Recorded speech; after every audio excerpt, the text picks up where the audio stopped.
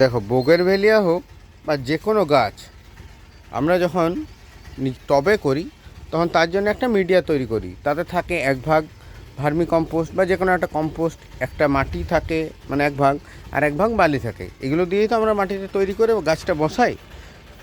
দেখো, সুন্দর করে মাটি তৈরি করার পরও আমাদের দেখবে অনেক সময় গাছটা ভালো হয় না। তার কারণ কি? এই গাছের জল দেওয়ার নিয়মটা আমরা জানি না। জল দেওয়ার নিয়ম মানে আমরা যখন কোনো গাছকে মাটিতে বসাই মানে বাগানে, তখন যখন জলটা দিই ওই যে মাটির খাবার ওখানটাতেই থাকে। কিন্তু টবে যখন আমরা বসাই, গাছ বসানোর পর ওই যে মাটিতে খাবার দিয়েছি সেটাও আবার ওপর থেকে যখন খাবার দিই, আমরা নানা ধরনের সার দিই, সেগুলো যখন বেশি জল হয়ে যায় না, টবের দিয়ে যখন জলটা বেরিয়ে যায় ড্রেনেজ দিয়ে, তখন কিন্তু ওই খাবারগুলো বেরিয়ে যায়। তাই আমাদেরকে রিপিটেড খাবার দিতে হয় এবং গাছের পারফরমেন্স ভালো থাকে না। আমি তোমাদের বলবো গাছে জল দেওয়ার নিয়মটা শিখে নাও।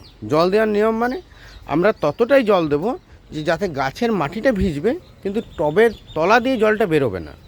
বোঝা গেছে? দেখো, আমার এত বড় গাছটা আছে, একটা আমার এটা 12 ইঞ্চির টব। আমি জল কতটুকু দেব দেখো, কারণ জল যদি না দিই তাহলে আমার কিন্তু ফুলগুলো ঝরে যাবে, গাছটাও বাঁচবে না। কিন্তু আবার যদি বেশি জল দিই, টবের ড্রেনেজ দিয়ে যদি জলটা বেরিয়ে যায়, তাহলে আমি মাটিতে যেসব খাবারগুলো দিচ্ছি সেগুলোও কিন্তু ধুয়ে বেরিয়ে যাবে।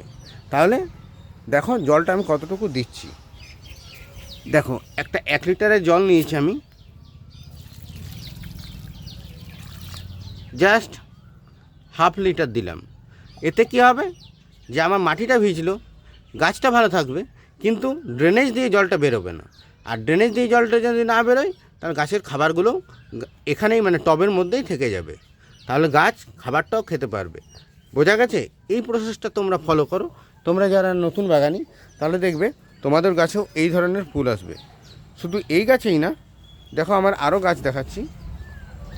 দেখো কত ফুল এসেছে। আরও দেখাচ্ছি। পুরো বাগানটা তো দেখানো সম্ভব নয়। দেখো, ক্রিস্টিনা লেবু গাছটা তোমাদের দেখাই। দেখো কত ফল এসেছে, বুঝতে পেরেছো? তো তোমাদেরও বলবো এইভাবে তোমরা জল দাও গাছে।